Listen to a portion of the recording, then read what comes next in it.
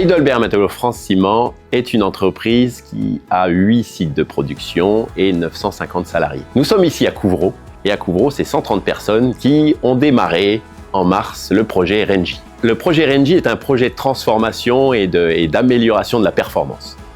Nous avons démarré le projet RNJ avec l'Institut Kaizen comme usine pilote.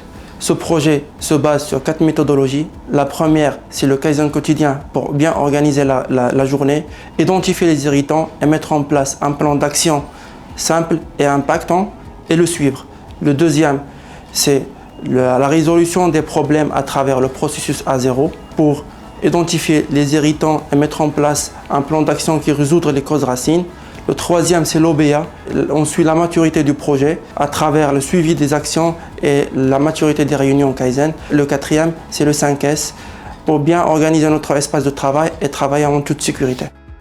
Donc, les éléments déclencheurs qui ont conduit à la mise en place de la méthodologie Plan, Do, Check, Act, c'est le fait qu'on constatait la répétition de problèmes parfois identiques, à travers d'ailleurs les différents business lines de l'entreprise, et donc la nécessité de trouver une méthodologie qui va permettre de réellement identifier les causes racines des problèmes avant de mettre en place les actions pour éradiquer le problème. Le plus grand défi pour la mise en place de la démarche, ça a été de faire adhérer les équipes à la démarche elle-même. Pour cela, il a fallu avoir un accompagnement du quotidien. Pour cela, nous avons mis en place des formations managériales pour tous les managers, du manager de proximité jusqu'au directeur d'usine. Et nous nous sommes fait aider par l'Institut Kaizen, justement pour le lancement des réunions et faire bien comprendre l'utilité du projet aux équipes. Les résultats les plus impactants du projet, je dirais, sont essentiellement 3. La sécurité, nous avons atteint plus d'un an sans accident de travail avec arrêt. Et aujourd'hui, plus de 180 jours sans accident de travail pour les entreprises extérieures. Nous avons atteint 91% d'efficience du four, résultat historique jamais atteint par l'usine depuis plus de 15 ans. Nous avons atteint 72% d'utilisation des combustibles alternatifs. Celui-ci aussi, un record remarquable de l'usine. Ce parcours d'amélioration continue, en fait, on vient juste de le démarrer. Donc avant de courir, il faut déjà savoir bien marcher et nous en sommes déjà au démarrage. Donc là, pour l'instant, nos enjeux principaux, ils sont donc de 3. Le premier, c'est maintenir le cap.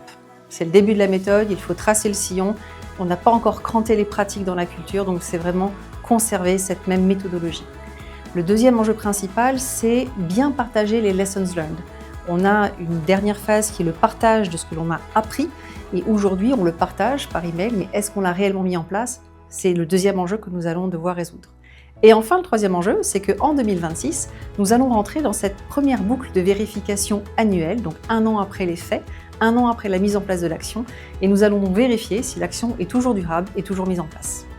Le programme RNJ ne se limite pas à un seul site. Après le succès du premier pilote, nous avons rapidement étendu le déploiement à plusieurs sites pour que notre entreprise puisse apprendre et dupliquer les nouveaux standards de manière efficace. Grâce à cette dynamique, le programme se déploie tout en maintenant des standards élevés et nous rapproche de nos objectifs en termes de sécurité, fiabilité des machines et durabilité énergétique via les combustibles alternatifs.